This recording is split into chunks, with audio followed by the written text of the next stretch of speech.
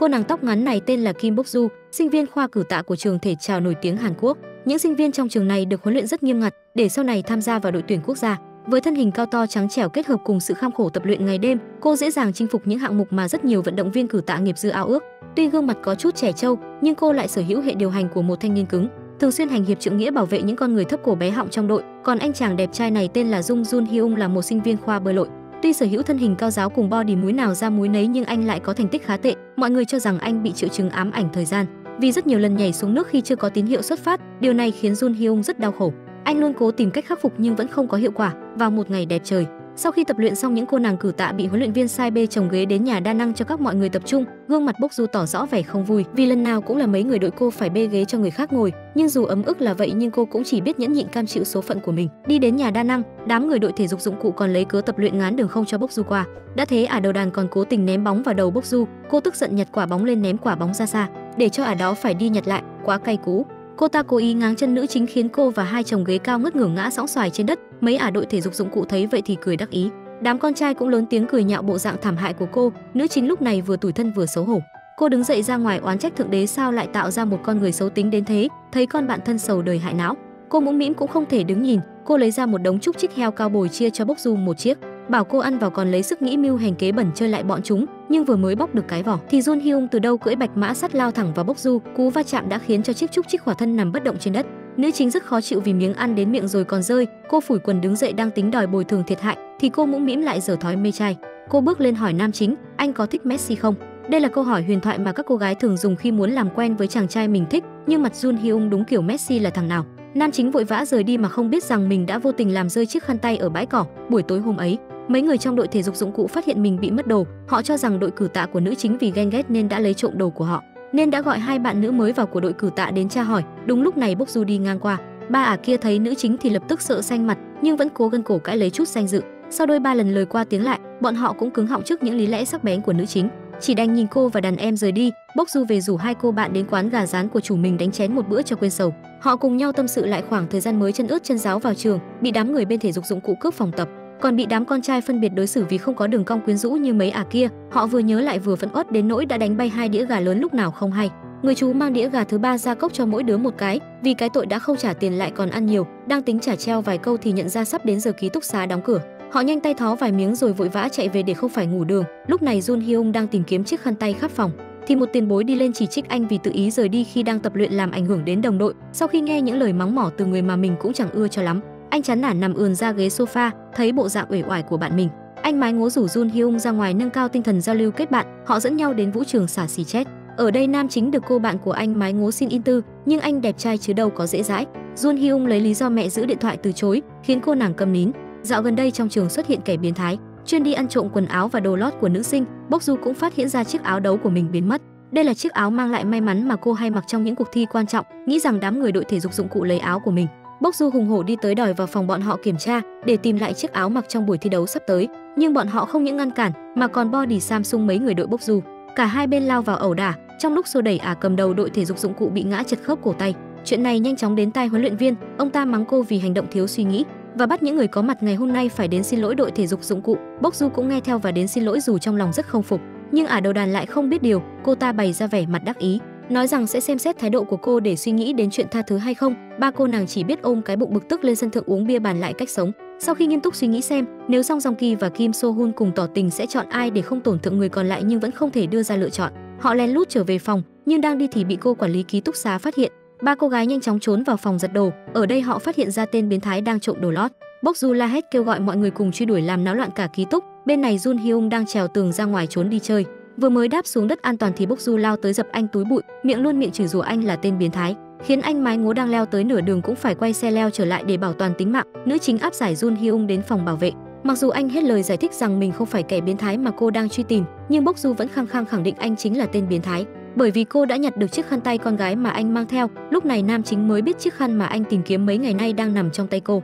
Vì không có bằng chứng thuyết phục nên cả hai được trở về phòng. Vừa bước lên cầu thang, Jun Hyung kéo tay cô lại đòi chiếc khăn, nhưng nữ chính lại bảo nếu anh muốn lấy lại chiếc khăn thì hãy mang áo phông của cô đến trao đổi, khiến anh không biết phải làm gì.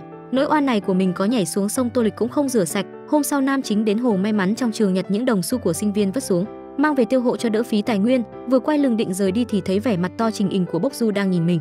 Cô lại mắng anh là tên vừa biến thái vừa ăn trộm. Jun Hyung không thèm quan tâm đến những lời nói của cô. Anh chỉ đòi lại chiếc khăn tay mình đánh rơi, nhưng nhận lại vẫn là bóng lưng lạnh lùng của Bok Ju. Mấy ngày sau đó, nam chính mặt dày bám theo Bok Ju. Anh theo cô lúc tập LUE, đứng dưới ký túc xá nữ đợi cô để năn nỉ nữ chính trả lại mình chiếc khăn tay, vì nó có ý nghĩa rất lớn với anh. Nhưng Bok Ju chỉ nói rằng chiếc áo phông cũng rất quan trọng với tôi. Hôm nay trong trường tổ chức sự kiện, nhóm người nữ chính lại có nhiệm vụ bê ghế. Lúc xếp ghế vào nhà kho, tên bảo vệ đã vô tình để lộ chiếc quần lót màu đỏ rất chói mắt. Lúc này Bok Ju mới biết thì ra hắn ta chính là tên biến thái lấy trộm đồ lót của nữ sinh. Thấy bí mật của mình đã bị lộ, hắn định tấn công 3 cô gái, nhưng may mắn mấy bạn nam kịp thời lao vào khống chế hắn rồi giao cho cảnh sát đưa đi. Bok Ju cũng tìm lại được chiếc áo phông may mắn của mình. Cô cũng nhận ra rằng mình đã hiểu lầm nam chính. Bok Ju mang theo chiếc áo cùng tâm trạng cắn rứt trở về phòng, nhưng vừa đi được mấy bước thì thấy nam chính cùng anh mái ngố đang vui vẻ cười đùa. Bok Ju liền cắp đít bỏ chạy. Đến cửa ký túc xá cô gặp một sinh viên mới chuyển đến. Bok Ju tốt bụng giúp cô gái mở cửa, nhưng kỳ lạ là cô ta cứ đi theo mình. Đến trước cửa phòng cô mới biết, thì ra cô gái này là bạn cùng phòng mới chuyển đến của mình. Cô ta tên Song Si Ho, là một vũ công rất có tài năng và cũng là bạn gái cũ của nam chính. Tuy rất được kỳ vọng sẽ trở thành viên ngọc sáng trong đội tuyển quốc gia, nhưng Si Ho lại cố tình trượt vòng sơ khảo để có thể quay về trường nối lại tình xưa với nam chính.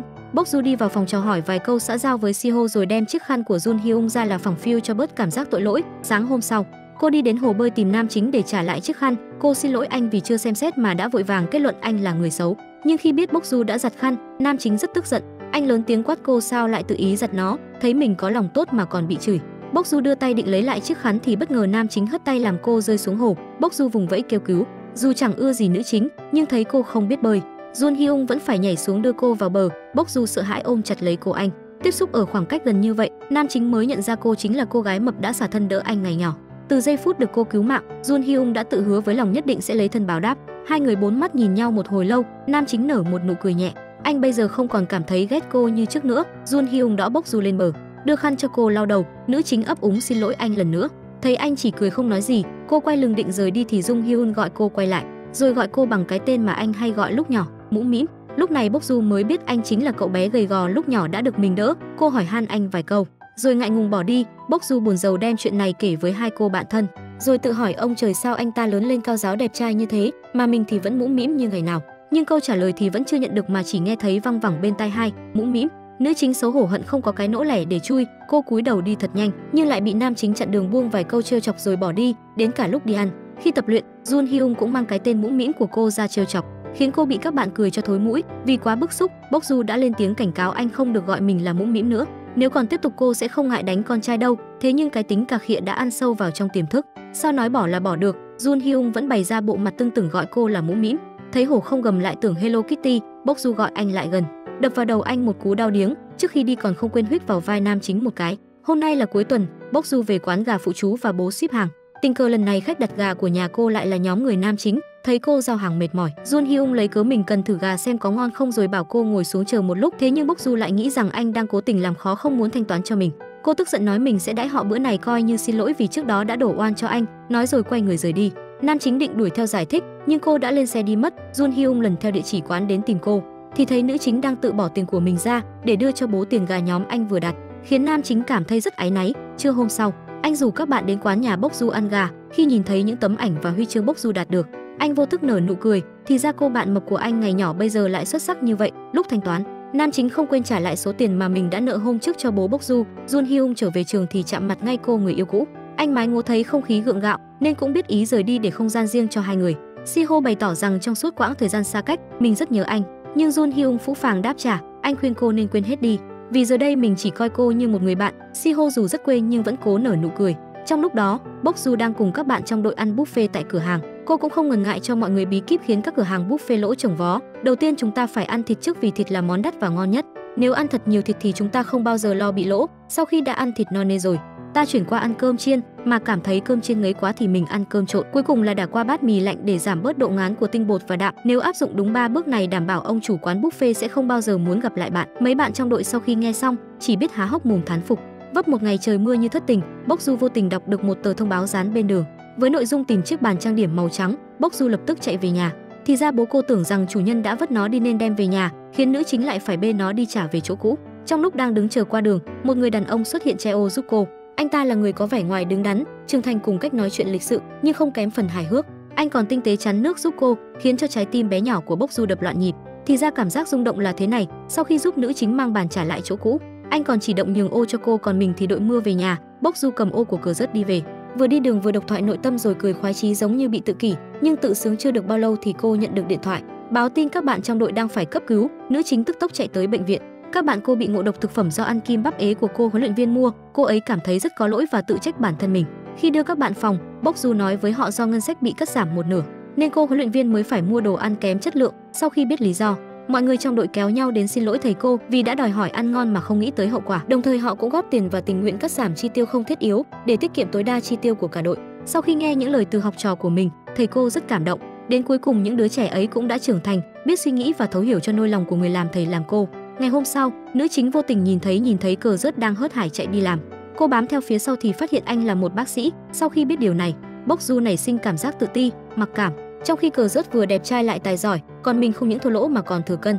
Cô thấy mình giống như ngọn cỏ ven đường làm sao với được mây, nhưng rồi cô nhận ra thà một phút huy hoàng rồi vụt tắt, còn hơn cả đời phải le lói giữa bóng đêm. Nữ chính lập tức lấy tinh thần trở lại, dùng hết can đảm đến phòng khám của anh bác sĩ tư vấn liệu trình. Khi vừa gặp Cờ Rớt, Bốc Du đã dùng câu thả thính huyền thoại: "Anh có thích Messi không?" Thấy bác sĩ bày ra bộ mặt khó hiểu, nữ chính xà lơ tự nhận mình là một fan bự của Messi. Cô còn nói dối anh bác sĩ rằng mình là một sinh viên khoa âm nhạc. Sau khi kết thúc buổi tư vấn, Bốc Du được Cờ Rớt khen béo khỏe béo đẹp thì vui sướng cười không nhặt được mồm. Cô bắt đầu mơ mộng về ngôi nhà và những đứa trẻ, nhưng nụ cười khờ dại ấy nhanh chóng vụt tắt khi cô nhìn thấy giá cho một liệu trình giảm cân tận 590.000 won. Nhưng vì một tương lai được thấy Cờ Rớt mỗi ngày, cô quyết định tới ngân hàng rút hết số tiền tiết kiệm của mình. Khi nữ chính vừa nhập xong cái mật khẩu, chị ngân hàng nói rất rõ ràng tài khoản của quý khách không đủ để thực hiện giao dịch này. Cô chạy về nhà định xin thêm tiền bố, nhưng lại thấy chiếc xe giao hàng của bố đã bị hỏng. Nữ chính chạy về ký túc xá hỏi vay hai cô bạn thân thì thấy họ còn nghèo hơn cả mình, nhưng thua keo này thì ta bày keo khác. Bốc Du quyết định tham gia cuộc thi leo núi của trường để giành tiền thưởng đăng ký liệu trình giảm cân. Ngày diễn ra cuộc thi, nữ chính hừng hực khí thế, cứ vậy chạy không biết mệt mỏi. Chả mấy chốc cô đã bỏ xa các đối thủ còn lại. Leo gần lên tới đỉnh thì cô gặp Jun Hyung. Anh hí hửng chạy lại nói chuyện cùng Bốc Du, nhưng nữ chính không quan tâm, vẫn tập trung lấy giải nhất. Thấy Bốc Du không ngó ngàng gì tới mình, Jun Hyung chạy tới trêu đùa, nhưng không may khiến cô bị ngã trẹo chân. Cũng vì vậy mà cô không thể giành được giải nhất.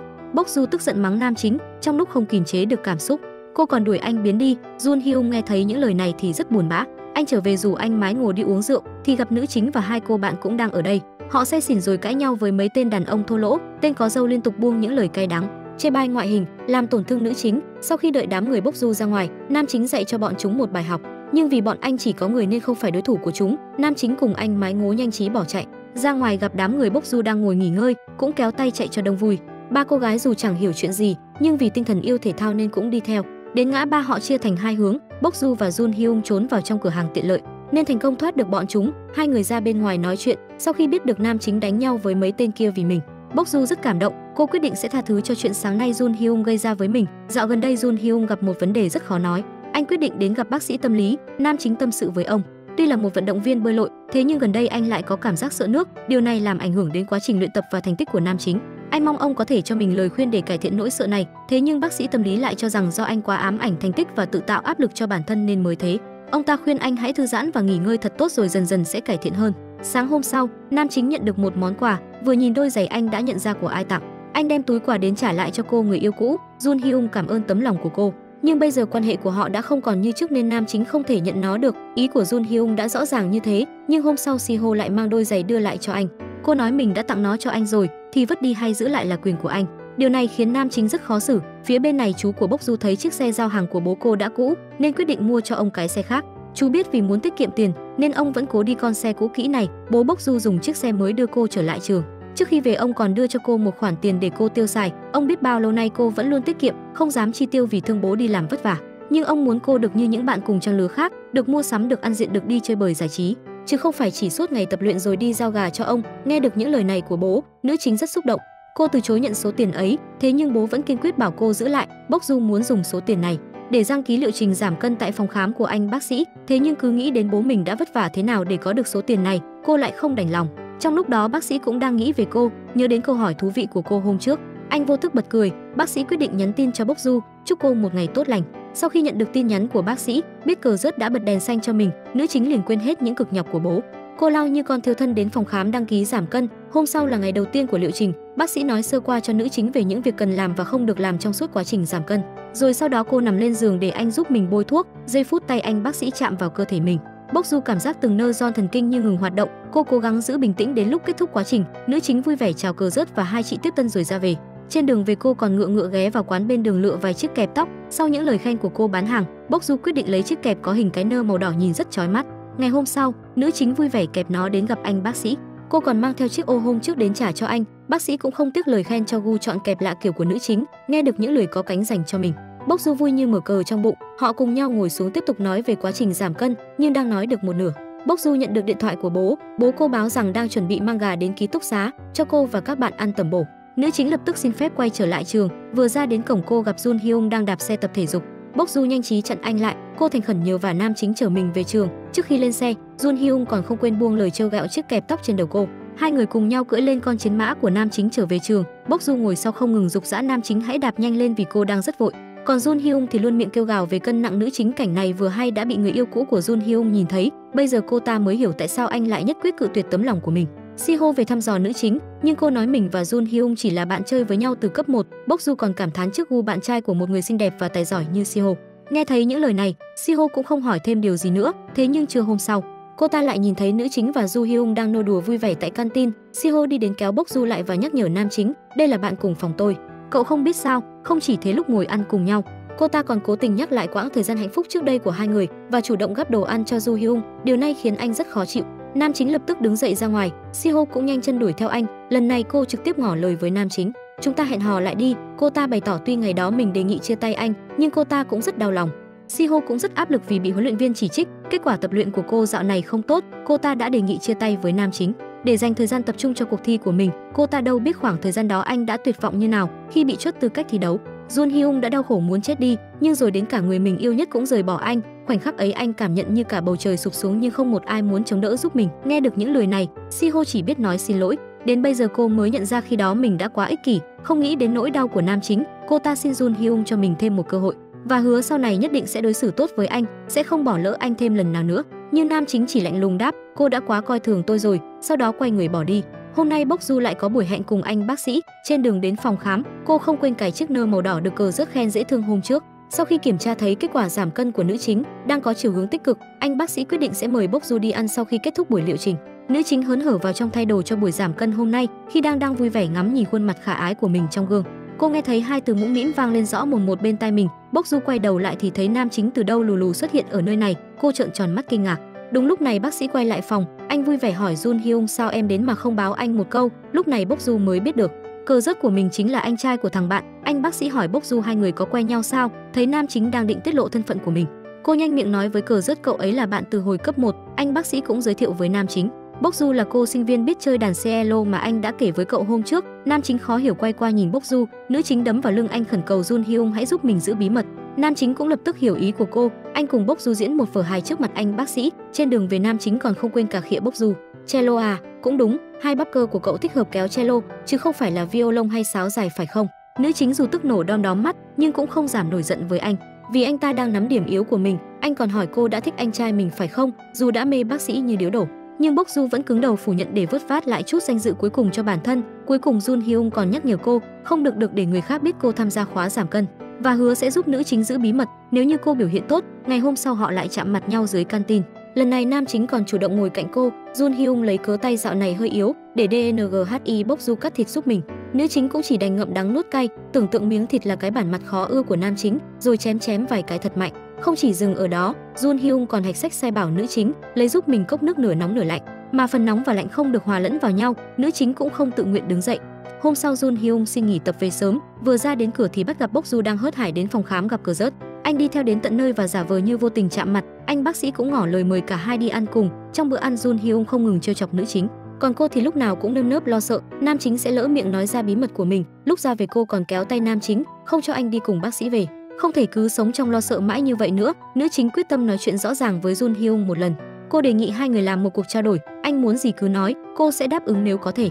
Nhưng nam chính nói rằng mình không cần tiền và cũng chưa thấy mình cần gì ở cô, nên anh nói rằng hãy để mình suy nghĩ thật kỹ, vì đây là cơ hội ngàn năm mới có một lần. Jun Hyung vừa trở về phòng thì nhận được tin xấu. Anh mái ngố nói với anh rằng do hôm nay anh lại bỏ tập nên bị huấn luyện phạt thi nâng bao gạo trong đại hội thể thao sắp tới. Nam chính nghe xong tin này thì mặt tối sầm lại. Rõ ràng ông ta đang muốn làm khó anh. Mấy ngày tiếp theo, các đội đều tập luyện rất chăm chỉ.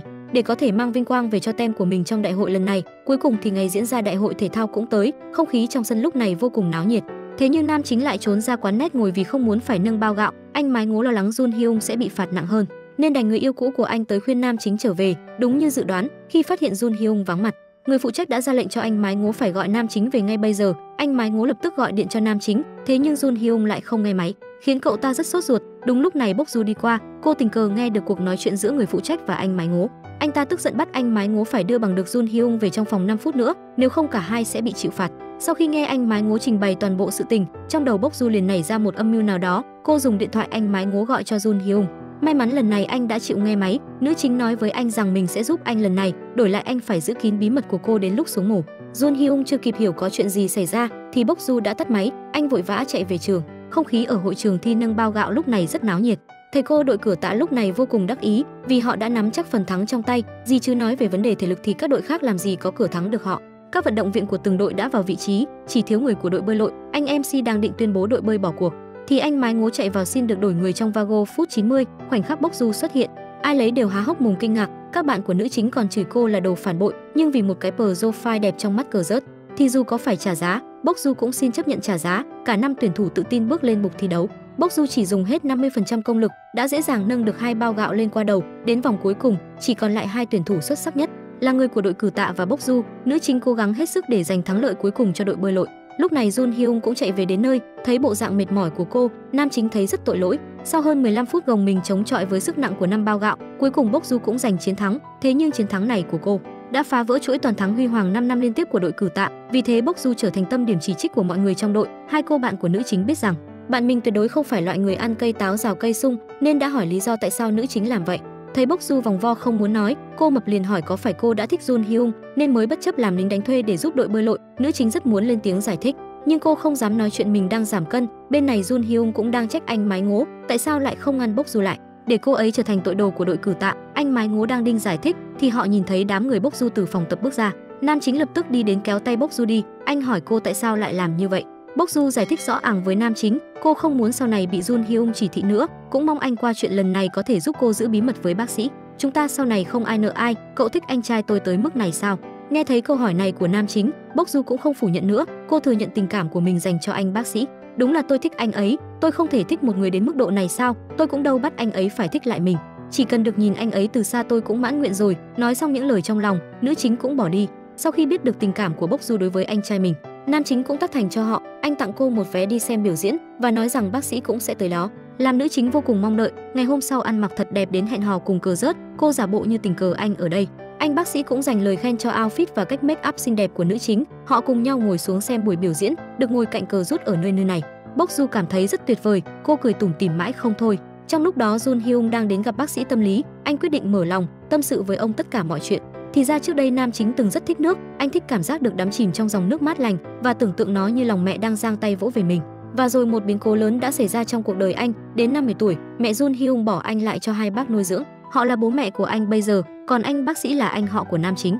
Thế nhưng nam chính vẫn vô cùng lạc quan, vì năm nào mẹ anh cũng gửi thư chúc mừng con trai vào dịp Giáng sinh và năm mới. Anh luôn nghĩ NHETDINH một ngày mẹ mình sẽ quay trở lại đón mình. Đột nhiên một ngày Jun Hyung phát hiện tất cả những bức thư từ trước tới nay mà mình nhận được đều do bố mẹ hiện tại của mình viết để an ủi anh. Nam chính đã vô cùng suy sụp, anh không còn thấy thích nước như trước nữa, thậm chí còn sinh ra cảm giác ám ảnh sợ hãi. Sau khi nói ra hết nỗi lòng luôn cất giấu bấy lâu nay của mình, nam chính đến ngồi một mình trước cửa hàng tiện lợi thì nhìn thấy Bok Du được bác sĩ đưa về. Cô vui vẻ chào tạm biệt cờ rớt rồi xuống tầng hầm, vào nhà vệ sinh thay một bộ đồ thể thao thoải mái hơn. Anh bám theo nữ chính. Jun Hyung cà khịa chiếc váy quê mùa và đôi giày cao gót mà Bok Du mặc hôm nay, nhưng cô không nổi giận mà còn cảm ơn anh đã tạo cơ hội cho cô có một buổi hẹn hò với cờ rớt. Đang cảm thấy nam chính cũng không đáng ghét như mình nghĩ thì bất ngờ có một chiếc ô tô đi qua. Anh đưa nữ chính ra trước làm bia chắn nước giúp mình, và thế là Bok Du được hứng chọn dòng nước mát lành mà nam chính ban tặng. Cô tức giận đuổi anh chạy bán sống bán chết. Sau khi chạy hết 10 con phố thì họ cũng dừng lại. Jun Hyung đưa cho nữ chính chiếc khăn để cô lau đầu. Thấy nữ chính chần chừ mãi không làm nổi, anh đã trực tiếp ra tay giúp cô, nhưng lau khô hay không thì chưa biết. Chỉ thấy anh ta vào đầu Bok Du rối tung như tổ quạ. Được một lúc anh vất khăn cho Bok Du tự lau. Jun Hyung ngồi xuống tâm sự với cô. Anh trai tôi đã biết chuyện cậu thích anh ấy chưa? Đương nhiên là chưa. Cô tâm sự mình không muốn anh bác sĩ biết tình cảm của mình, vì làm gì có ai lại đi thích một cô gái tập luyện cử tạ. Thế nhưng nam chính lại nói rằng anh thích những người mạnh mẽ như thế và động viên cô hãy tự tin vào bản thân mình. Nữ chính kéo tay Jun Hyung lại gần, ôm lấy mặt anh. Jun Hyung nhắm mắt lại, mong chờ một nụ hôn lãng man như ngôn tình, thế nhưng Bok Du lại hát xì một cái thật lớn vào mặt anh và nói rằng mình đang bị cảm cúm rất nặng. Đây là món quà có cảm ơn nam chính vì buổi hẹn hò và những lời khích lệ ngày hôm nay. Ngày hôm sau, Bok Du nhận được một tin không tốt. Thầy cô huấn luyện viên thông báo rằng họ muốn cô chinh phục hạng mục nâng tạ 63 kg. Trong cuộc thi sắp tới, để làm được điều này, nữ chính phải tăng khá nhiều cân. Điều này khiến Bok Du rất phiền não vì cô đang tham gia khóa giảm cân của cờ rớt. Cô buồn bã ra ngoài đi dạo thì chạm mặt Jun Hyung, anh chạy lại trách cô đã lây cảm cúm cho mình. Thế nhưng khi nhìn thấy cái mặt ỉu xìu như bánh đa nhúng nước của nữ chính, anh lại quay ra hỏi cô đã xảy ra chuyện gì. Bok Du cũng thành thật kể cho anh nghe việc mình phải tăng mức tạ trong cuộc thi sắp tới, nhưng nam chính không những không động viên an ủi mà còn nói móc cô đến phòng khám chỉ để gặp anh trai mình, chứ đâu có nghiêm túc giảm cân gì. Nghe đến đây, nữ chính tức giận nói những người có cuộc sống đầy đủ và đẹp trai như anh thì đâu thể hiểu được nỗi lòng của mình. Jun Hyung chưa kịp rep lại thì Bok Du đã giận dỗi rời đi. Bok Du thật sự không muốn phải tăng, nhưng vì thành tích của đội, cô đành miễn cưỡng nhận lời với huấn luyện viên của mình. Ngày hôm sau, nữ chính bắt đầu thực hiện kế hoạch để đạt mức 63 kg nhanh nhất. Cô ra sức ăn uống, ngấu nghiến ăn từng miếng cơm miếng thịt mà không biết vị mặn ngọt của nó như nào. Chẳng mấy chốc, 2 suất cơm lớn đã nằm gọn trong dạ dày nữ chính. Đúng như tiến độ, cô đã tăng 1 kg. Điều này làm bác sĩ rất khó hiểu. Rõ ràng quá trình giảm cân đang diễn ra rất tốt. Anh bèn đưa ra một phương án khác, nhưng khi về đến trường, thầy cô lại bắt nữ chính ăn gấp đôi bình thường. Không những thế, bố cô cũng tham gia vào công cuộc vỗ béo này. Ông mang đến một xoong gà hầm to bự để Bok Du ăn tẩm bổ. Cô ngỏ ý không muốn ăn và bảo bố hãy mang về, thế nhưng bố cô vẫn nhất quyết để lại cho con gái. Bok Du đành rủ 2 cô bạn thân đến ăn cùng. Họ cùng nhau đánh chén con gà 5 cân mà bố nữ chính đã khổ công chuẩn bị. Đang ăn thì cô tóc ngắn đứng dậy đi ra ngoài. Đúng lúc này điện thoại cô có thông báo. Con Mũm Mĩm cầm lên xem thì phát hiện ra chuyện nữ chính đang tham gia khóa giảm cân. Bok Du lập tức kéo cô Mũm Mĩm vào một góc. Xin cô bạn hãy giữ bí mật này giúp mình, nhưng cô Mũm Mĩm nhất quyết muốn biết lý do nữ chính phải làm như vậy. Bok Du đành dẫn cô ta đến phòng khám của cờ rớt và kể cho cô nghe hết mọi việc. Thấy con bạn chắc cũng lây phải tính mê trai của mình, nên cô Mũm Mĩm cũng thông cảm và đồng ý giúp cô giữ bí mật chuyện này. Ngày hôm sau, cô Mũm Mĩm giúp nữ chính sửa soạn xinh đẹp để đến gặp anh bác sĩ. Thấy cân nặng của Bok Du có dấu hiệu tăng lên từng ngày, anh khuyên cô nên để ý chế độ ăn của mình. Bác sĩ cũng cho cô biết hôm nay là ngày Jun Hyung thi đấu, tuy vẻ ngoài mạnh mẽ vậy thôi, nhưng trái tim lại mong manh dễ vỡ. Rồi anh kể cho nữ chính nghe, 2 năm trước trong giải đấu thể thao toàn quốc, bởi vì bỏ trốn nên mất tư cách tham gia. Lần thất bại ấy đã trở thành cái bóng tâm lý đối với nam chính. Biết được những chuyện này, Bok Du cảm thấy thương cảm cho nam chính. Cô nhớ đến lúc sáng anh bảo mình chúc anh thi tốt, nhưng cô lại từ chối, lại còn cố tình lây bệnh cúm cho anh. Cảm thấy có lỗi, nữ chính đến hồ may mắn trong trường cầu nguyện cho Jun Hyung có thể hoàn thành tốt phần thi của mình. Trong lúc đó, nam chính cũng đang chuẩn bị cho cuộc thi. Si-ho cũng xuất hiện trên khán đài để cổ vũ cho anh.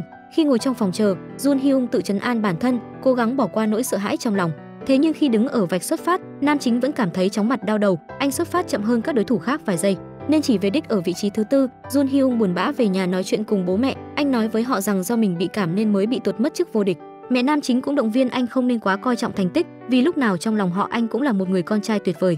Lúc này ở phòng, Bok Du cũng đang lo lắng cho nam chính. Cô định nhắn tin động viên anh, nhưng cứ phân vân viết rồi lại xóa. Cuối cùng cô quyết định nhắn hỏi anh đang ở đâu. Nhận được tin nhắn của nữ chính, Jun Hyung rất bất ngờ. Anh lập tức trả lời rằng mình đang ở nhà. Bok Du hẹn anh gặp nhau ở vòi phun nước trong chương. Nam chính lập tức đạp xe về. Bok Du tặng cho anh chiếc bùa may mắn hình con ếch mà cô tự tay làm. Dù thấy không đẹp mắt cho lắm, nhưng Jun Hyung cũng miễn cưỡng nhận. Bok Du xin lỗi anh vì đã nói những lời khó nghe. Cô cũng khuyên anh nên thi đấu cho tử tế, đừng có bỏ cuộc giữa chừng như vậy. Jun Hyung đồng ý với cô. Lúc này Si-ho đang buồn bã đi về thì thấy được cảnh nam nữ chính đang vui vẻ chở nhau về. Cô ta nhấc máy gọi cho nam chính, nhưng anh lại cố tình không nghe. Si-ho rất tức giận, vứt chiếc bình nước định tặng cho nam chính vào thùng rác. Bên này nữ chính dẫn Jun Hyung về nhà mình, thấy con gái dẫn bạn khác giới về. Bố và chú của cô rất ngạc nhiên. Bok Du bảo bố hãy mang món bào ngủ đắt đỏ mà ông mua được trên đảo Wan ra để tiếp đãi nam chính. Cô muốn trả mối ân tình cho anh. Dù rất tiếc của, nhưng vì con gái đã nói như thế, bố cũng đành mang ra mời Jun Hyung. Nữ chính bảo anh hãy ăn cho mau khỏi cúm, cô không muốn phải mắc nợ ai điều gì. Jun Hyung cũng ngoan ngoãn ăn, anh há hốc mồm trước hương vị của món bào ngư đắt đỏ, thấy đứa con gái yêu của mình đối xử tốt với người đàn ông khác. Bố của Bok Du thấy rất chướng mắt, ông còn dối lòng trên nam chính của chúng ta xấu như con trồn, không hiểu đã làm cách gì mà lại có được trái tim của con gái mình. Trong lúc đó, Si-ho trở về phòng lục lọi đồ đạc của nữ chính thì phát hiện ra thực đơn ăn kiêng của cô. Sáng hôm sau, cô ta lập tức đi đến phòng tập của nữ chính, báo cáo chuyện này với huấn luyện viên. Đúng như dự đoán của Si-ho, bố nữ chính cùng 2 thầy cô đã nổi trận lôi đình. Bố cô tức giận ném quyển sổ lên bàn, rồi lớn tiếng hỏi tại sao cô lại làm như thế. Thấy Bok Du không trả lời, ông mất bình tĩnh cầm chiếc chổi lau nhà định phang cô, nhưng may mắn được mọi người cản lại. Nữ chính sợ hãi rối rít xin lỗi bố, thế nhưng cũng không làm ông nguôi giận. Thấy tình hình căng thẳng, cô giáo xin phép được đưa Bok Du về trường hỏi chuyện rõ ràng. Về đến phòng tập, thầy cô phạt Bok Du nâng tạ 100 lần. Họ cố gắng gặng hỏi nữ chính tại sao phải giảm cân trong thời điểm này. Thế nhưng nữ chính chỉ nói lời xin lỗi chứ không chịu hé răng nửa lời, khiến thầy huấn luyện tức giận bỏ đi. Sau khi nâng đủ 100 cái tạ thì chân của Bốc Du cũng hóa đá, không đi nổi. Hai cô bạn phải đến phòng để xoa bóp cho cô. Thấy Bốc Du vì lòng ghen ghét của mình mà thành ra như thế, Siho cảm thấy tội lỗi trong lòng. Hôm nay là sinh nhật của bác sĩ. Gia đình nam chính quây quần ăn tối tại một nhà hàng, nói chuyện với mọi người một lúc. Bác sĩ quay sang hỏi Jun Hyung tại sao hôm nay Bốc Du không đến phòng khám. Nam chính nghe xong rất lấy làm lạ, vì bình thường dù nắng mưa lốc xoáy cô cũng đến phòng khám để được gặp anh trai. Lúc bấy giờ Jun Hyung mới nhớ ra cả ngày hôm nay cô không có rep tin nhắn của mình. Sau khi bữa tiệc kết thúc, anh đến nhà Bốc Du để tìm cô và được chú của nữ chính cho biết việc cô đến trung tâm giảm cân bị mọi người phát hiện. Anh lo lắng trở về đứng dưới tầng, nhìn lên cửa sổ phòng nữ chính. Jun Hyung gửi cho cô một tin nhắn, nghe tiếng thông báo. Nữ chính khó khăn đi xuống mở điện thoại lên, đọc tin nhắn của nam chính và biết được nay là sinh nhật bác sĩ. Cô buồn bã đi lên giường tủi thân bật khóc. Sau sự việc lần này, cô huấn luyện viên giám sát rất gắt gao chế độ ăn uống của cô. Cô giáo bắt Bốc Du ăn một lúc 3 suất cơm lớn, mặc cho nữ chính cảm thấy rất khó chịu. Và đúng như kỳ vọng, mấy ngày sau, cân nặng của Bốc Du cải thiện. Tối hôm đó, nữ chính đã bỏ tập để đến phòng khám đặt món quà mình đã chuẩn bị lên xe bác sĩ, thay cho lời chúc mừng sinh nhật muộn. Cô đứng dưới nhìn lên trên một hồi lâu, có thể sau này cô sẽ không bao giờ quay lại nơi này một lần nào nữa. Thế nên Bốc Du muốn ghi nhớ thật kỹ từng kỷ niệm mà cô từng có với bác sĩ ở nơi này. Lúc trở về trường, Bốc Du bị cô giáo hỏi tội vì dám bỏ tập. Cô hỏi Bốc Du tại sao cô cố chấp làm vậy dù đã bị cảnh cáo rất nhiều lần, thế nhưng nữ chính vẫn lì lợm không chịu nói, thấy không thể nhẹ nhàng mãi được nữa. Cô giáo quyết định dùng bạo lực để răn đe, cô phạt Bốc Du 20 gậy để lần sau không tái phạm nữa, thế nhưng mới đánh được vài cái mở màn. Cô mũm mĩm chạy vào ngăn cản và ra ngoài kể hết sự tình cho cô giáo nghe. Sau khi biết hết mọi chuyện, cô giáo và Bốc Du ngồi tâm sự như hai người bạn thân. Cô kể với nữ chính rằng năm cô 19 tuổi đã bỏ nhà, bỏ cử tạ để đi theo một chàng trai nhưng lại bị anh ta phản bội. Thế nhưng điều khiến cô đau khổ nhất là đến giờ phút này cô vẫn nhớ nhung về hắn. Cô huấn luyện viên thở dài. Con gái chúng ta là thế, một khi đã yêu vào thì không phân biệt được đúng sai thế nào. Cô quay qua an ủi Bốc Du. Tình yêu CUG giống như tập cử tạ vậy, chỉ cần vượt qua được thời gian khó khăn nhất thì mọi chuyện đều dễ dàng. Tại sao vận động viên cử tạ lại không được yêu đương chứ? Nếu sau này em gặp được người đàn ông tốt thì em hãy cứ yêu, không ai cấm em cả. Nghe được những lời cảm động này, nữ chính không kìm được rơi nước mắt. Cô huấn luyện viên cũng ôm ấy lấy cô vỗ về. Đúng lúc này Jun Hyung đi qua, thấy Bốc Du đang xả vào lòng cô giáo khóc như một đứa trẻ. Trong lòng anh cũng dâng lên một cảm giác khó nói thành lời. Ngày hôm sau Bốc Du và nam chính đi bộ tâm sự cùng nhau. Cô kể cho anh nghe việc mình bị phát hiện thực đơn giảm cân, không hiểu tại sao mình cất nó rất kỹ trong cặp rồi nhưng vẫn bị thầy cô phát hiện. Cô tâm sự với anh, dù bị phạt nặng như thế nhưng tớ không hối hận, bác sĩ khiến tớ nhận ra mình cũng là phụ nữ. Anh ấy ghi cho tớ rằng một người đàn ông cũng có thể khiến trái tim mình loạn nhịp, giống như cử tạ vậy. Nam chính đi bên cạnh nghe Bốc Du kể về anh ta bằng đôi mắt lấp lánh thì cũng cảm thấy rất khó chịu, nhưng anh vẫn cố tỏ ra vui vẻ, chọc cười cô. Nam chính xoa đầu Bốc Du đầy cương chiều, khuyên cô hãy vui vẻ lên, nói nhiều và vui vẻ là nét hấp dẫn của cậu đấy. Nói xong thì đưa cô về phòng tập, hai người chào tạm biệt nhau. Lúc ra về nam chính nhớ lại đã từng thấy Siho hớt hải đi vào phòng tập cử tạ làm gì đó rất mờ ám. Ngay tối hôm đó, anh đã tìm gặp Siho để hỏi rõ ngọn ngành sự việc. Nam chính rất mong tất cả dự đoán của mình chỉ là sai lầm, thế nhưng Siho đã thẳng thắn thừa nhận. Cô thừa nhận việc đã vạch trần Bốc Du đến phòng khám cân nặng vì thấy anh vui vẻ cười đùa với cô ta nhưng lại thờ ơ lạnh nhạt với mình. Jun Hyung lên tiếng giải thích rằng quan hệ của họ không giống như cô nghĩ, nhưng Siho vẫn không chịu nghe.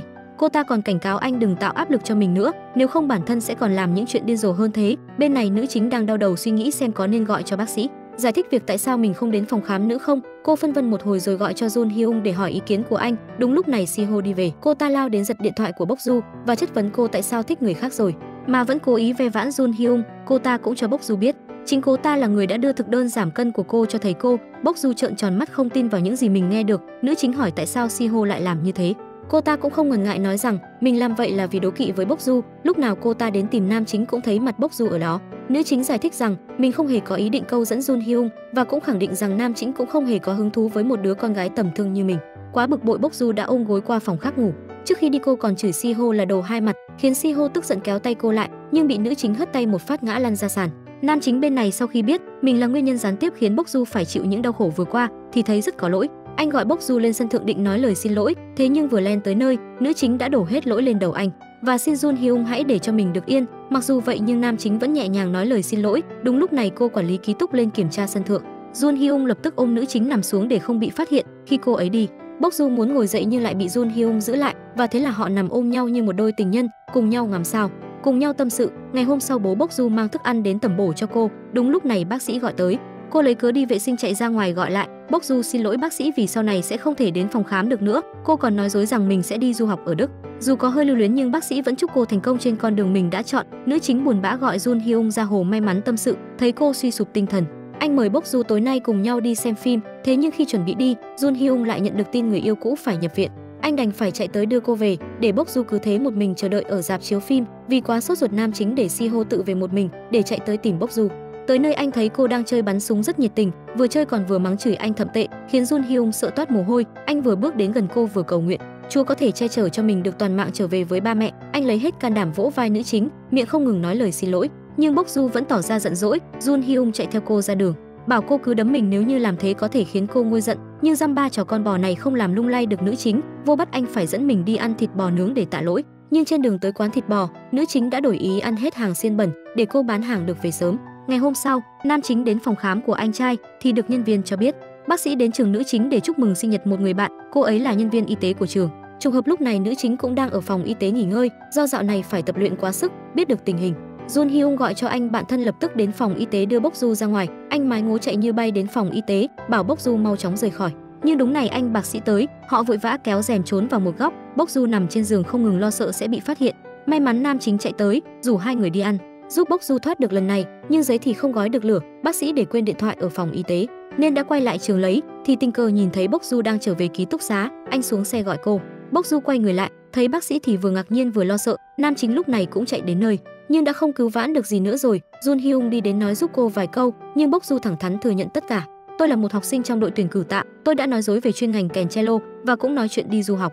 Nói xong rồi cô buồn bã rời đi. Bốc Du ra một chỗ khóc lóc, cảm thấy rất xấu hổ về bản thân mình. Bên này nam chính nói cho bác sĩ biết Bốc Du tới phòng giảm cân rồi nói dối, tất cả chỉ vì cô ấy thích một bạn nam trong trường nên mới muốn mình trở lên xinh đẹp hơn để có thể tự tin theo đuổi cậu ấy. Jun Hyung cũng kể cho bác sĩ nghe chuyện Bốc Du bị phạt khi phát hiện đang giảm cân. Sau khi nghe những điều này, bác sĩ cảm thấy thương cảm cho cô. Anh nghĩ mình cũng là nguyên nhân nho nhỏ khiến cô phải chịu những điều không đáng có ấy.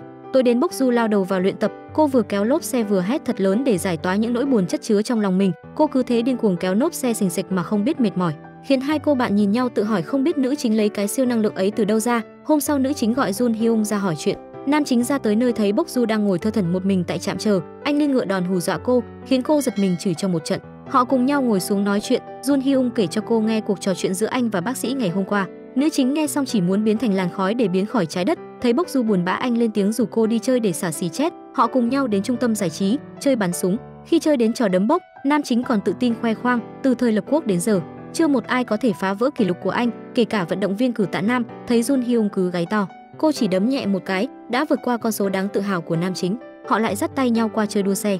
Vì chơi hăng quá mà Bốc Du đã làm kẹt cả nút bấm. Trong 36 kế thì chuồn là thượng sách. Nam chính dắt tay Bốc Du chạy thật nhanh để không phải đền bù. Sau một buổi đi chơi mà không giảm được tí xì chết nào, họ quyết định cùng nhau đi uống rượu ăn thịt nướng cho ấm cái bụng. Sau 3 chai soju cùng một suất thịt nướng nho nhỏ, nữ chính đã không còn tỉnh táo. Cô bắt đầu ngồi kể cho nam chính mình đã gặp bác sĩ như thế nào, rồi đổ lỗi cho bố đã mang chiếc bàn trang điểm về, để cô tình cờ gặp anh bác sĩ rồi rơi vào lưới tình của anh. Thấy nữ chính nói năng không kiểm soát, Jun Hyung định dắt cô đi về, nhưng nữ chính vẫn cứng miệng nói rằng mình không say và còn ngồi nói luyên thuyên vài ba câu nữa. Thế nhưng chỉ 15 phút sau, Bốc Du đã không còn biết trời đất gì, khiến nam chính phải kéo lê cô về. Vừa đi nam chính vừa kêu gào, tại sao con gái khi say lại kinh khủng thế này? Còn Bốc Du thì luôn miệng lẩm bẩm đổ lỗi tất cả mọi chuyện là do Jun Hyung và bắt anh phải chịu trách nhiệm với cuộc đời cô. Sau một quá trình không biết mệt mỏi, Jun Hyung cho nữ chính nghỉ ngơi trên một chiếc ghế ven đường. Anh còn chu đáo đắp tờ báo nhặt dưới đường cho cô bớt lạnh, khiến những người xem như chúng ta cảm lạnh rớt nước mắt. Sau 30 phút giải lao, Jun Hyung cho nữ chính vào một xe đẩy hàng, rồi cong mông đẩy cô về nhà. Chú Bốc Du khệnh khạng cõng cô vào giường. Thấy con gái trong lúc xe luôn miệng gọi tên Jun Hyung chịu trách nhiệm, bố và chú cô đi ra ngoài tra hỏi nam chính. Trước sức ép quá lớn từ phía hai vị phụ huynh, nam chính chỉ biết mang thân mình ra thể thốt để bảo vệ danh dự và nhân phẩm của mình. Thấy mặt anh cũng không lươn lẹo cho lắm, bố nữ chính cũng giãn cơ mặt ra. Ông khuyên anh nên quý trọng bản thân mình và không được dẫn con gái nhà người ta đi uống rượu đến khuya như thế. Nam nghe vậy cũng chính ngoan ngoãn nghe lời. Sau khi bố Bốc Du phát lệnh thả người, chú của cô ra tiễn anh. Trước khi về, chú còn đưa cho anh một ít tiền để anh bắt xe về. Chú còn nói với anh rằng mình thấy rất ưng anh và mong muốn anh và châu gai mình có thể thành một cặp. Sáng hôm sau, hai chú cháu nhà Bốc Du vừa ăn mì tôm vừa tâm sự. Chú hỏi Bốc Du có phải cháu và Jun Hyung đang hẹn hò và đã làm chuyện đó. Vừa nghe thấy câu hỏi ông chú, nữ chính lập tức dễ đành đạch phủ nhận, nghĩ rằng đứa cháu gái của mình đang ngại ngùng chưa dám thừa nhận. Chú kể cho cô nghe lần đầu của mình, nhưng vừa kể được vài chữ, nữ chính đã hô toáng lên gọi bố ra táng cho ông chú một trận. Sau khi ăn xong bữa sáng, nữ chính trở về trường. Trên đường về, cô gặp bác sĩ và cô y tế trường mình đang đi cùng nhau. Họ ngỏ ý mời cô đi ăn cùng. Không tìm được lý do nào để từ chối nên nữ chính đành đồng ý. Tình cờ là Jun Hyung cũng có mặt. Khi nhìn thấy Bốc Du, anh tỏ ra rất ngạc nhiên, nhưng cũng không thắc mắc nhiều mà ngồi vào bàn cùng ăn. Thấy bác sĩ và cô y tế thân mật gắp đồ ăn cho nhau, nữ chính thấy bỗng thấy chạnh lòng. Cô ước ao mình cũng có thể như người con gái đó. được anh quan tâm, được anh dịu dàng. Đang chìm đắm trong những suy nghĩ viển vông thì cô y tế lên tiếng hỏi Bốc Du, nghe nói em thích bạn nam nào trong trường hả? Nữ chính á khẩu không biết trả lời thế nào. Cũng may mà bác sĩ lên tiếng giải vây cho cô. Nam chính cũng khuyên cô y tế không nên tìm hiểu chuyện riêng tư của người khác. Nghe mọi người nói vậy, cô ta đành im lặng ăn đồ ăn, nhìn bác sĩ chu đáo gắp mì cho cô y tế. Nữ chính cảm thấy có chút ghen tị, thấy Bốc Du bơ vơ, nam chính cũng quan tâm đút thịt cho cô, nhưng lại bị cô lắc đầu từ chối. Lúc về Jun Hyung đánh con mạch đến đón nữ chính, cô nhìn An bằng ánh mắt đầy hoài nghi, nhưng mà vẫn lựa chọn tin tưởng anh một lần. Những khi nam chính vừa khởi động, Bốc Du lập tức thấy hối hận, như dây an toàn đã thắt rồi. Quay đầu cũng không kịp nữa, nam chính dẫn cô đến một bờ biển, họ cũng nhau trêu gạo, đuổi bắt rồi nô đùa như những đứa trẻ. Có lẽ sau những chuyện đã trải qua, giây phút này đối với hai người là thoải mái nhất. Họ không phải tập luyện, không phải áp lực thành tích, muốn vui thì vui, muốn cười thì cười, vui tươi hồn nhiên, vô lo vô nghĩ. Sau khi nô nghịch xong, họ cùng nhau ngồi xuống bãi cát tâm sự. Nam chính kể cho Bốc Du nghe, hồi hai người học tiểu học anh đã lén bỏ thanh sô cô la ở trên bàn nữ chính, thấy nữ chính ăn ngon lành, Jun Hyung cảm thấy rất vui vẻ. Anh cũng không giấu giếm chuyện gia đình mình nữa. Jun Hyung tâm sự với cô, bác sĩ KHONNG phải anh ruột mình, và bố mẹ hiện nay của anh là chú và dì mà thôi. Tuy vậy nhưng anh vẫn sống rất hạnh phúc. Mọi người trong nhà đối xử với Jun Hyung rất tốt, không có sự phân biệt giữa con ruột và con nuôi. Chính nhờ bố mẹ và anh mà anh đã có một tuổi thơ êm ấm, quên đi nỗi đau bị mẹ ruột bỏ rơi. Anh mong dù có chuyện gì xảy ra, nữ chính vẫn luôn mạnh mẽ, vì bên cạnh cô vẫn còn người thân và bạn bè, sẵn sàng động viên an ủi khi cô lầm đường lạc lối. Mấy ngày sau đó, Bốc Du hừng hực khí thế, chăm chỉ tập luyện và ăn uống. Hai người bạn thân và bố luôn ở bên động viên, chăm sóc cho cô. Họ luôn mong muốn nữ chính có thể mang tấm huy chương vàng về để làm rạng danh gia đình. Trước hôm thi đấu một ngày, cân nặng của nữ chính cũng đạt mức lý tưởng nhất. Điều này làm thầy cô rất vui mừng. Họ hoàn toàn có thể mong đợi Kim Bok Du sẽ làm nên chuyện ở cuộc thi lớn này. Ngày hôm sau, Jun Hyung đến động viên và chúc cô sẽ giành được kết quả tốt nhất. Trước khi bước ra sàn đấu, Bok Du vô cùng tự tin. Nhưng khi nhìn thấy bác sĩ dưới khán đài cổ vũ cho mình, nữ chính lại trở nên căng thẳng, vì cô không muốn anh thấy mình trong bộ dạng này. Bok Du đứng đơ trên sân khấu, cho đến khi cô giáo nhắc nhở cô mới bắt đầu phần thi của mình. Người con gái nào cũng muốn thể hiện những điều tốt nhất của mình trước mặt người mà họ thích. Thế nhưng khi thi đấu, Bok Du phải gồng mình, gân cốt lộ ra, mặt thì đỏ bừng, nọng cằm cũng không thể che giấu. Tất cả những điều xấu xí này đều bị người mà cô thích nhìn thấy. Sau khi phần thi kết thúc, mọi người đều vỗ tay chúc mừng, bác sĩ cũng ra hiệu tán dương cô, nhưng nữ chính lại lẳng lặng đi vào trong bật khóc. Vừa hay lúc này nam chính đến, thấy anh trai mình ngồi bên dưới, Jun Hyung lập tức hiểu ra vấn đề, anh chạy vào phòng chờ tìm cô. Nhìn thấy Bok Du khóc lóc đau khổ, nam chính muốn đến bên an ủi, nhưng lại sợ cô sẽ tổn thương hơn.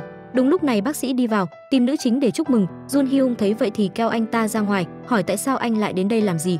Anh tức giận trách móc bác sĩ sao lại hành xử thiếu suy nghĩ như vậy. Người cô ấy thích là anh, cô ấy đơn phương anh từ trước tới giờ, vậy nên chính sự quan tâm, chính sự khích lệ không cần thiết ấy mới khiến nữ chính suy sụp như bây giờ. Tuy ghi được kỷ lục mới trong nền cử tạ nước nhà, nhưng Bok Du lại chẳng hề vui vẻ. Lúc nào cô cũng thơ thẩn như người mất hồn, thậm chí có lần còn suýt bị xe tông. May mà nam chính xuất hiện kịp thời cứu cô một mạng. Anh dẫn cô ra ghế đá, tặng cho cô một đống đồ ăn vặt, thậm chí còn làm trò con bò để cho cô vui vẻ. Thế nhưng Dũ đã vận dụng hết skin và khả năng hài hước mặn như nước ốc của mình. Nữ chính vẫn không thèm bonus cho anh nổi một nụ cười, thậm chí còn muốn táng cho Jun Hyung trận vì quá nhạt nhẽo. Trở về phòng, Bok Du nhận được điện thoại của các sĩ, anh hẹn cô gặp mặt để nói rõ một số chuyện. Họ hẹn nhau tại một quán cà phê. Anh bác sĩ xin lỗi Bok Du vì anh chỉ muốn quan tâm đến bệnh nhân của mình nên mới có mặt ở đó để cổ vũ cho cô. Nếu như biết cô thích mình, anh đã không hành xử thiếu suy nghĩ như vậy. Nghe thấy những lời của bác sĩ, Bok Du liên tục lắc đầu. Cô nói anh không có lỗi gì cả, là cô tình nguyện đơn phương anh, nên dù có như thế nào cô cũng không oán trách. Về đến trường, cô gọi Jun Hyung ra ngoài và mắng cho anh một trận tơi bời, vì Jun Hyung đã nói cho bác sĩ biết cô cảm nắng anh ấy. Cậu biết tớ đã thấy kinh khủng như thế nào không? Tớ nghĩ yêu một người là cứ phải xin lỗi như vậy à? Mình đã gây nên nỗi ràng buộc cho anh ấy, vì anh ấy không thể đáp lại tình cảm của mình. Nam chính lên tiếng giải thích rằng bản thân cảm thấy rất tồi tệ khi thấy cô khóc nên mới mất bình tĩnh nói ra tất cả. Thế nhưng nữ chính vẫn không chịu nghe, cô trách anh có tư cách gì mà tự ý tiết lộ bí mật của mình. Thấy Bok Duvi một người đàn ông mà 5 lần 7 lượt hành động như kẻ mất trí, nam chính không thể nhịn được nữa, anh trách cô tại sao lại đi như một kẻ thua cuộc. Trong khi chính bản thân đã giành chiến thắng trở về, anh cảm thấy thất vọng về cô, khi cô cảm thấy xấu hổ về con DUNGVA ước mơ mình đã chọn. Ai sẽ yêu cậu khi cậu xấu hổ với chính bản thân mình? Trước câu hỏi của nam chính, Bok Du không thể nói gì, cô chỉ im lặng rơi nước mắt. Có lẽ anh nói đúng, chúng ta chỉ thật sự thấy hạnh phúc khi thật sự tự tin và hài lòng về bản thân mình.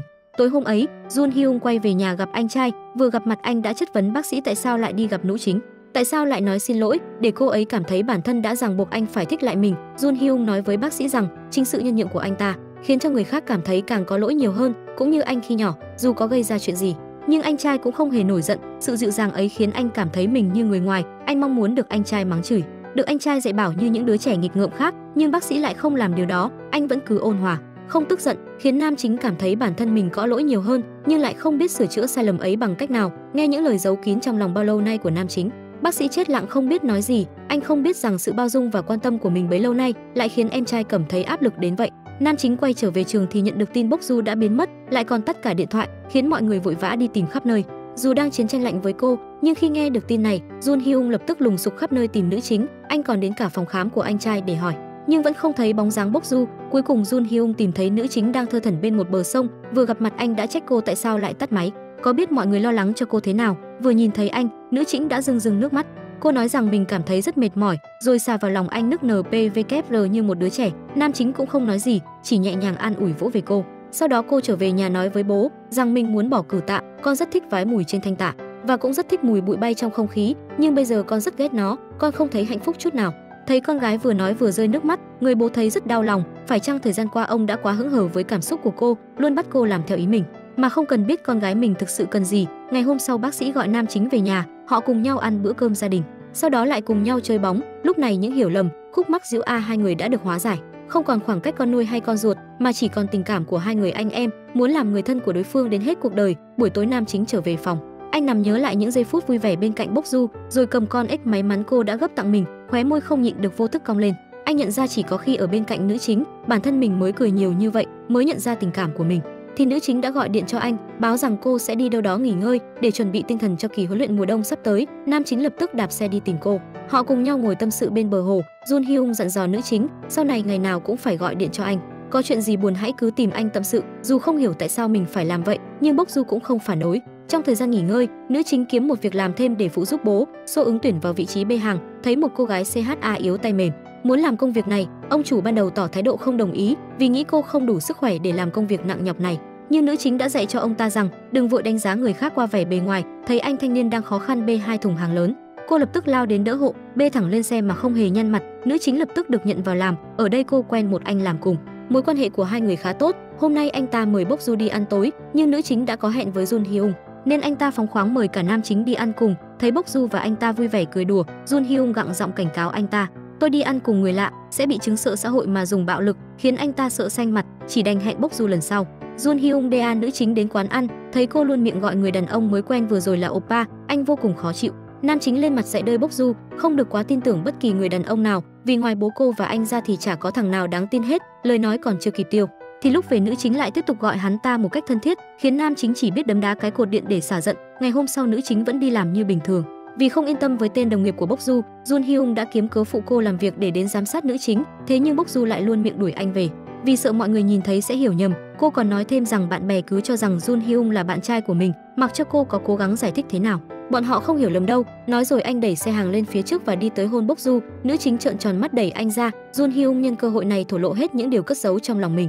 Tôi thích cậu đồ ngốc, không phải thích như một người bạn bình thường mà giống như một người bạn gái. Nghe được những điều này, Bok Du SOC tận óc, cô không thể tin nổi những lời như thế này lại được nói ra từ miệng người suốt ngày trêu chọc mình. Nam chính đưa cô ra ngoài lấy lại bình tĩnh. Cô thắc mắc hỏi anh liệu anh có thích mình thật hay chỉ vì thương hại cô đơn phương bác sĩ mà không được đáp lại nên mới nói thế an ủi mình. Nhưng nam chính lại nói anh thích cô từ rất lâu rồi và cô chính là mối tình đầu của anh. Lúc này Bok Du mới nghiêm túc nhìn nhận lại, cô thấy anh cũng rất tốt. Dạo này cô còn dựa dẫm vào anh nhiều hơn là hai cơ bản của mình. Tuy tính cách có hơi trẻ trâu, nhưng bù lại được cái mã đẹp trai nhà giàu. Suy nghĩ kỹ thì thấy dạo này nữ chính cùng có chút rung rinh với Jun Hyung, nhưng Bok Du lại sợ lúc làm bạn thì vui vẻ là vậy, nhưng khi bước vào quan hệ nam nữ thì lại khác. Thấy vậy Jun Hyung liền đề nghị hẹn hò thử 1 tháng kể từ hôm nay để xem tình cảm mà mình dành cho đối phương là tình cảm gì, rồi sẽ đi đến mối quan hệ lâu dài. Thấy Bok Du không nói gì, nam chính coi như cô đã đồng ý, nói rồi anh đưa cô trở về ký túc xá. Thấy cả đoạn đường cô trầm tư hơn mọi ngày, Jun Hyung lên tiếng trêu chọc cô, sao đi bên anh mà cứ bẽn lẽn như gái mới về nhà chồng vậy.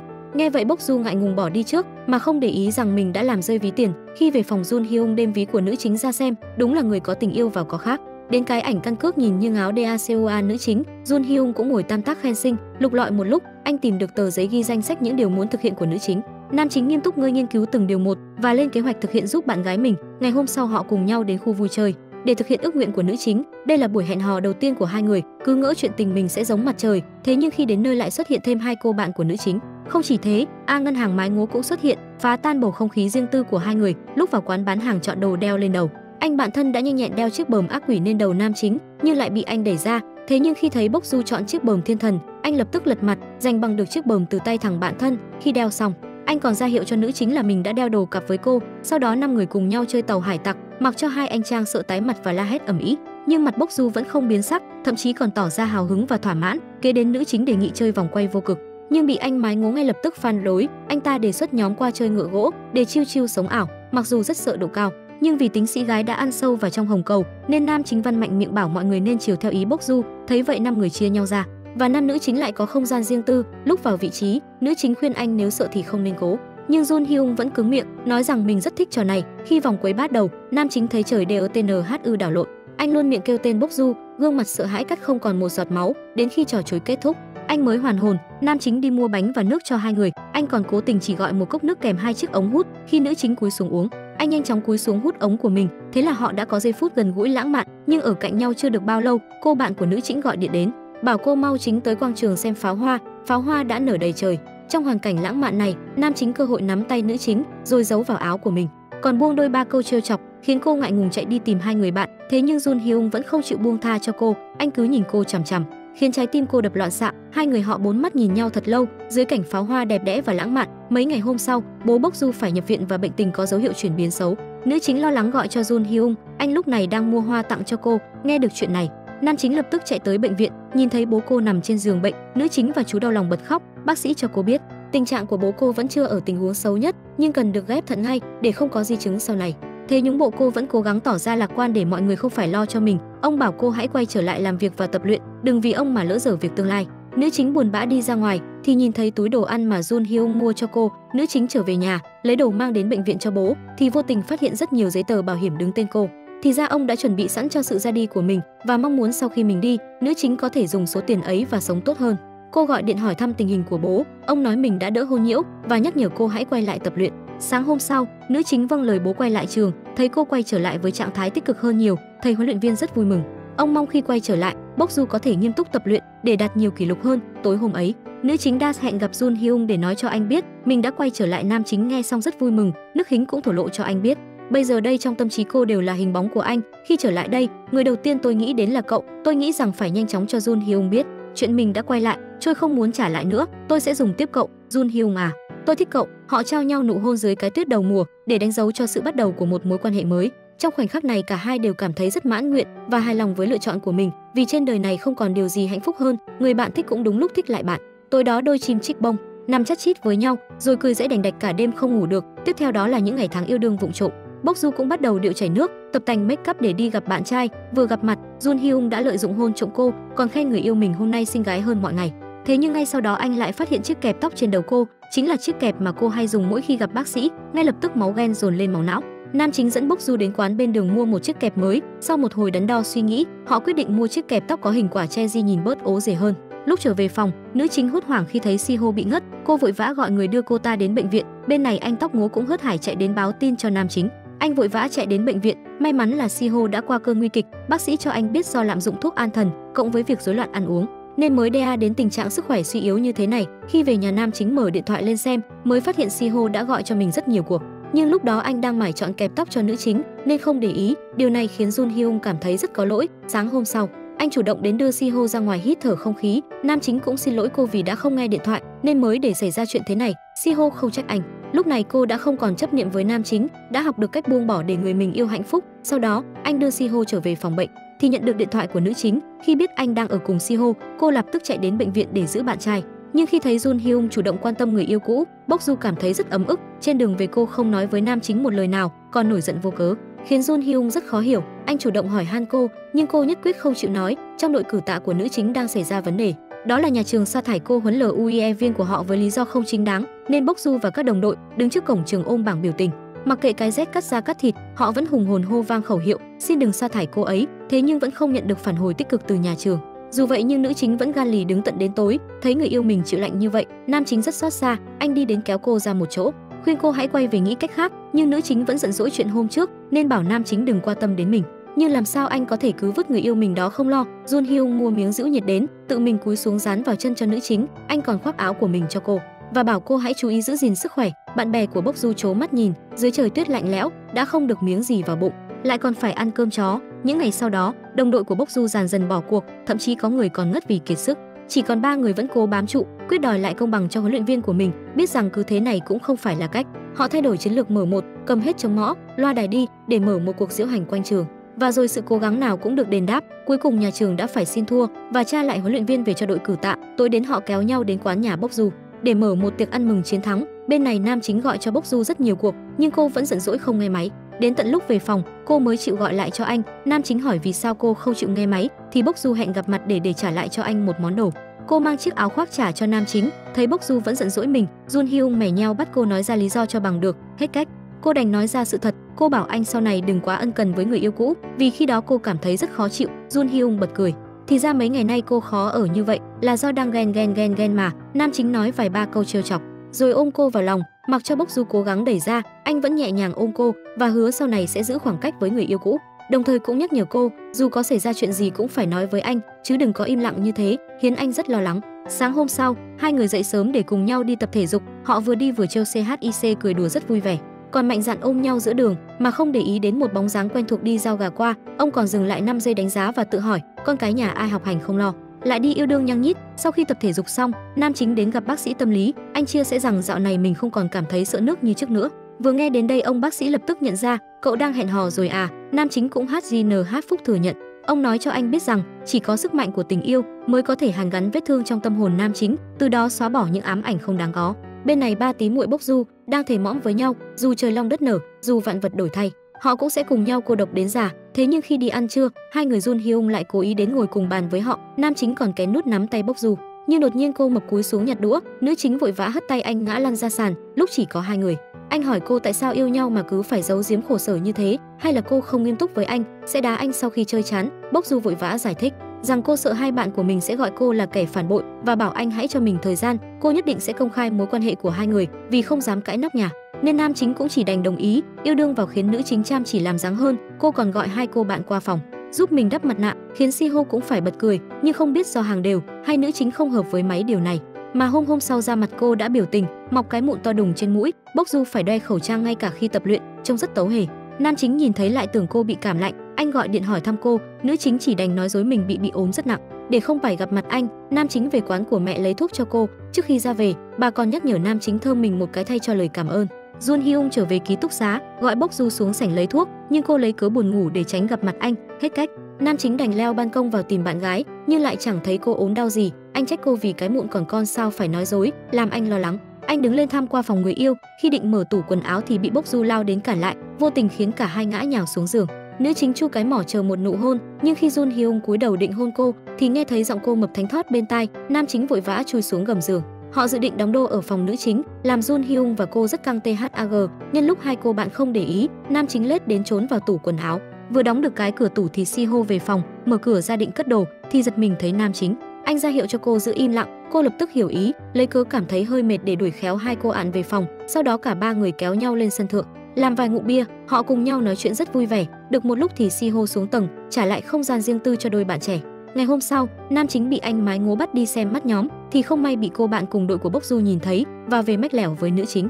Cô nhanh chóng gọi hội chị em đến để bắt tận tay. Quả nhiên nhìn thấy Nam Chính và anh mái ngố đang ngồi nói chuyện cùng hai cô gái trẻ. Nữ chính và hai cô bạn ngồi vào bàn quan sát một lúc, rồi rút điện thoại ra nhắn tin cho Nam Chính rằng cô đang có mặt ở đây. Đọc được tin nhắn, Jun Hyung hoảng hốt nhìn ngó xung quanh thì thấy bộ mặt khát máu của Bốc Du đang nhìn chằm chằm mình. Anh ra hiệu cho anh mái ngố nên dừng việc này lại, nhưng anh ta không hiểu gì. Không những thế, cô gái đối diện còn chạm vào người Nam Chính, luôn miệng khen bờ vai rộng lớn của anh, không thể nhẫn nhịn hơn được nữa. Nữ chính hầm đi đến, cảnh cáo cô ta hãy biết điều khiển cái tay của mình, tức nước vỡ bờ. Nữ chính nói thẳng cho cả làng nước biết mình là bạn gái của Jun Hyung, trợn tròn mắt, ngạc nhiên không ngậm được mồm. Lập tức ba người đưa cặp đôi ngồi vào bàn tra hỏi. Sau hơn 1 giờ thẩm vấn căng thẳng, Nam Chính quyết định khao mọi người một bữa ra trò để làm lễ ra mắt người yêu. Họ cùng nhau đến hàng thịt nướng. Hai chiến thần diệt mùi đội cử tạ không ngần ngại đả hết một suất thịt to trong phút mốt và còn tiếp tục gọi thêm đồ, khiến cho Bốc Du cũng phải lo cho cái ví của bạn trai. Ngày hôm sau, nữ chính đang đi trên sân trường thì được một người phụ nữ trung niên hỏi đường tới bể bơi. Cô nhiệt tình dẫn bà ấy đi. Không ngờ người này lại chính là mẹ của Jun Hyung. Vừa nhìn thấy mẹ, Jun Hyung đã không kìm được nước mắt. Khi hai người ngồi nói chuyện, mẹ cố gắng quan tâm hỏi han cuộc sống của anh, nhưng Nam Chính chỉ trả lời cho xong. Anh không cách nào có thể vui vẻ đối mặt với người đã bỏ rơi mình hơn chục năm trời. Mẹ anh cũng nhận ra điều này, bà thành tâm xin lỗi Nam Chính. Đúng lúc này mẹ nuôi của anh gọi đến, kêu hai người về ăn cơm. Tối đó 5 người cùng nhau ngồi ăn bữa cơm gia đình. Lúc về anh còn dẫn mẹ ra đón taxi. Trước khi về, Bà cho anh số điện thoại và hẹn anh khi nào rảnh hãy qua chỗ mình chơi. Nam chính cứ ngỡ rằng sau bao tháng ngày nhung nhớ, cuối cùng anh cũng sắp được sống với mẹ của mình. Thế nhưng Jun Hyung lại vô tình biết được mẹ anh về đây không phải vì anh mà là vì muốn vay tiền bố mẹ nuôi để chữa trị cho con riêng của bà. Điều này khiến anh vô cùng suy sụp. Bà ta đã nhẫn tâm bỏ lại anh cho hai bác nuôi suốt mười mấy năm không một lời thăm hỏi. Vậy mà giờ đây còn mặt mũi quay về vay tiền người đã cưu mang anh. Trong lúc mất bình tĩnh, anh đã nói những lời tổn thương mẹ nuôi của mình, khiến bà tức giận tát anh một cái. Nam chính giận dỗi bỏ nhà ra đi. Lúc này nữ chính cũng nhận được tin do lần thi trước đạt thành tích xuất sắc nên cô chuẩn bị chuyển đến ngôi trường tốt hơn để huấn luyện. Trước cô trở về gọi điện cho Jun Hyung để thông báo, nhưng không liên lạc được với anh. Nữ chính đành tìm bác sĩ. Anh cho cô biết những chuyện đã xảy ra với nam chính và mong nếu có tin tức gì của Jun Hyung thì hãy báo cho anh. Nam chính lúc này đang nằm bên bờ biển, nhớ lại những kỷ niệm đã có giữa hai mẹ con. Anh ngồi dậy tháo chiếc giày ra. Đây là đôi giày mẹ anh tặng nhưng size quá nhỏ. Thế nhưng nam chính vẫn cố chấp đi, khiến chân chảy cả máu. Nó cũng giống như nam chính, cứ cố chấp chờ đợi người đã bỏ rơi mình nên giờ mới đau khổ như này. Trong lúc đó, nữ chính đang chạy khắp nơi tìm anh nhưng không thấy dấu vết gì. Tối đến cô nghi ngờ tới bể bơi thì quả nhiên thấy Jun Hyung đang thả mình trên dòng nước. Cô lập tức lội xuống nước đi đến kéo anh đứng dậy. Jun Hyung lúc này không còn mạnh mẽ được nữa. Anh vừa rơi nước mắt vừa kể cho cô mọi việc. Mẹ tớ không phải đến đây để thăm tới, bà ấy về để mượn tiền. Tớ đã từng nhớ mẹ đến chết nhưng vẫn phải nhẫn nhịn. Tớ nghĩ bà ấy cũng vậy, nhưng tớ nghĩ quá tốt rồi. Từ nhỏ bà ấy đã bỏ tớ mà đi, nhưng bây giờ tớ còn đau lòng hơn khi đó. Bốc Du à. Nữ chính nhẹ nhàng ôm anh, vỗ vai an ủi. Có lẽ những tâm sự này Jun Hyung đã phải kìm nén mười mấy năm nay rồi. Bây giờ trước mặt người anh tin tưởng, anh mới dám yếu đuối nói ra tất cả. Sau khi thay đồ, nữ chính dẫn Jun Hyung về tiệm thuốc của mẹ. Anh tự tay bóc hạt xẻ cho bà, sau đó anh còn ôm lấy mẹ, nói lời xin lỗi. Có lẽ sau tất cả mọi chuyện, đây mới là người luôn bao dung anh, dù có xảy ra chuyện gì. Ngày hôm sau anh vui vẻ đến sân bay tạm biệt mẹ đẻ của mình và cảm ơn bà đã sinh ra mình. Nghe câu nói này của con trai, bà rất cảm động. Jun Hyung tự tay trả lại bà chiếc khăn mà anh đã giữ bên mình như báu vật suốt mười mấy năm trời. Cuối cùng nam chính còn cho bà xem ảnh của Bốc Du và tự hào với giới thiệu với mẹ, cô ấy là bạn gái của con. Thấy con trai mình đã lớn và hiểu chuyện, người mẹ cũng nhẹ nhõm phần nào, bà đã có thể rời đi mà không phải vướng bận điều gì nữa. Trên xe buýt trở về, nữ chính cho Jun Hyung biết chuyện mình sắp phải tới nơi khác tập luyện để chuẩn bị cho kỳ thi thế giới. Trái với suy nghĩ của cô, nam chính tỏ ra vui vẻ và chúc mừng cô đã đạt được mong muốn của mình. Anh nói với cô rằng mình sẽ cố gắng đạt giải nhất trong lan thi đấu sắp tới để được chuyển đến huấn luyện cùng cô. Mấy hôm sau, Jun Hyung ra sức tập luyện, còn Bốc Du ở nhà bày đặt làm đồ ăn tẩm bổ cho nam chính. Nhưng vừa ăn được vài miếng, cô đã thúc giục anh xuống tập luyện. Tình yêu của họ cứ trải qua những ngày tháng ngọt ngào như thế. Chẳng mấy chốc đã đến ngày thi của nam chính. Bốc Du có mặt trên khán đài cổ vũ cho anh, dù đã rất cố gắng, nhưng Jun Hyung chỉ cán đích ở vị trí thứ hai. Điều này đồng nghĩa với việc cô và anh sẽ phải tạm yêu xa một thời gian. Trên đường về nhà, Bốc Du nhận được điện thoại của cô bạn, bảo nữ chính mau đến phòng cử tạ. Cả hai mau chóng đến phòng tập, thấy phòng tối om không một bóng người. Jun Hyung tranh thủ hôn Bốc Du một cái, nhưng đột nhiên đèn bật sáng, mọi người trố mắt nhìn cô. Các bạn và thầy cô mở một buổi tiệc nho nhỏ để chia tay nữ chính. Tiện đây cô cũng giới thiệu bạn trai cho các bạn trong đội và thầy cô của mình. Ngày hôm sau, nữ chính kéo vali màu hồng phấn, tạm biệt chú và bố rồi lên đường. Khoảng thời gian sau đó, hai người cùng nhau những ngày tháng IEU xa khó khăn. Tuy vậy nhưng hai người vẫn luôn nghĩ về đối phương. Một ngày Jun Hyung đến quán gà của bố cô thì thấy quán đang tạm đóng cửa. Anh nhấc máy gọi cho chú của cô rồi lập tức đi tới bệnh viện. Thì ra bố cô sắp phẫu thuật, nhưng không muốn con gái lo lắng nên đã cố ý không báo cho Bốc Du để cô tập trung thi đấu. Ông cũng bắt nam chính nhất định phải giữ kín chuyện này, vì tập LUIE quá sức nên nữ chính đã bị chấn thương nhẹ. Huấn luyện viên cho phép cô nghỉ ngơi một vài ngày để dưỡng sức. Sau khi đến bệnh viện khám sơ qua, cô gọi điện cho chú, báo rằng 20 phút nữa mình sẽ có mặt ở nhà. Bố cô lo sốt vó, lập tức gọi điện cho Jun Hyung, giao cho anh trọng trách ngăn cô lại. Nam chính lập tức phi như con thiêu thân đến cản nữ chính. Anh vội vàng kéo cô đi ăn, nhưng ăn cái gì không ăn, lại đi ăn gà rán. Mặt nữ chính đần ra hỏi anh nhà mình cũng có gà không ăn, sao phải đi ăn gà nhà khác. Anh nói vu vơ vài câu đánh trống lảng. Đúng lúc đó chú của Bốc Du gọi tới, nam chính lấy cớ đi vệ sinh để nghe máy. Anh trốn vào một góc nói chuyện, nhưng vừa nói xong thì Bốc Du ở đâu xuất hiện. Cô nảy sinh nghi ngờ và đòi kiểm tra điện thoại anh, nhưng Jun Hyung nhất quyết không chịu. Cô giận dỗi bỏ về nhà. Cũng may bố và chú cô đã kịp thời có mặt ở đây để thành công qua mặt nữ chính. Tối đó, bố Bốc Du gọi nam chính đến nhà. Ông cảm ơn anh vì đã giúp mình. Ở đây ông cũng được biết về hoàn cảnh gia đình của nam chính. Anh còn chia sẻ cho ông những cảm nghĩ của mình đối với Bốc Du. Khi ở cạnh cô ấy, cháu cảm thấy rất ấm áp. Nghe được những lời tâm sự chân thành ấy, ông cũng dần gỡ bỏ bài xích và chấp nhận chuyện cậu ta sẽ cướp đi bình rượu mơ của mình. Ngày hôm sau, Bốc Du tạm biệt mọi người để tiếp tục quay trở lại tập luyện, nhưng xui thay cô lại để quên cục pin dự phòng. Nữ chính qua về nhà thì thấy tấm bảng thông báo quan tạm đóng cửa, khiến cô rất khó hiểu. Đúng lúc này, cô hàng xóm cũng đi đến hỏi han nữ chính về ngày phẫu thuật của bố cô.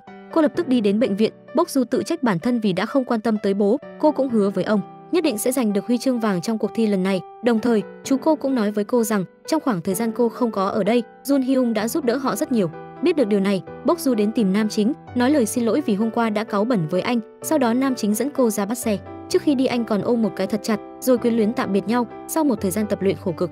Cuối cùng thì ngày thi đấu cũng tới, Bok Du đại diện cho nước nhà, tự tin bước ra sàn thi đấu dưới con mắt theo dõi của 51 triệu người dân Đại Hàn. Hôm nay cũng là ngày bố cô làm phẫu thuật và may mắn cuộc phẫu thuật diễn ra vô cùng thuận lợi. Khoảnh khắc thấy nữ chính hoàn thành xuất sắc phần thi của mình, mọi người đều vỡ òa hạnh phúc. Hôm sau nam chính cầm biển hiệu và hoa đến đón cô ở sân bay, vừa nhìn thấy anh, Bok Du đã chạy tới ôm nam chính trước ánh mắt hâm mộ của mọi người.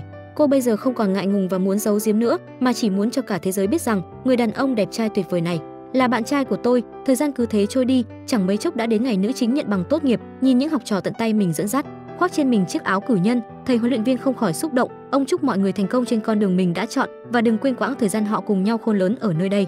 Trước khi bị đuổi khỏi trường, ba cô nàng cử tạ còn tranh thủ diễn mấy trò lố lăng ố dề để mua vui cho mọi người. Sau đó nam nữ chính dắt nhau ra mắt hai bên gia đình, rồi cùng nhau chụp vài tấm ảnh lưu niệm. 3 năm đã trôi qua, tóc nữ chính đã dài và tính cách đã trưởng thành hơn trước. Thế nhưng có một điều mãi không bao giờ thay đổi, đó là người con trai bên cạnh cô vẫn luôn là Jun Hyung. Bộ phim khép lại với nụ hôn đầy ngọt ngào dưới ánh nắng hoàng hôn, kết thúc một khoảng thời gian thanh xuân tươi đẹp và bắt đầu những tháng ngày trưởng thành của hai con người hạnh phúc. Bộ phim hôm nay đến đây là hết rồi. Hẹn gặp lại các bạn trong những bộ phim tiếp theo nhé. Tập hôm nay đến đây là hết mất rồi. Cảm ơn các bạn đã theo dõi. Còn giờ thì xin chào và hẹn gặp lại.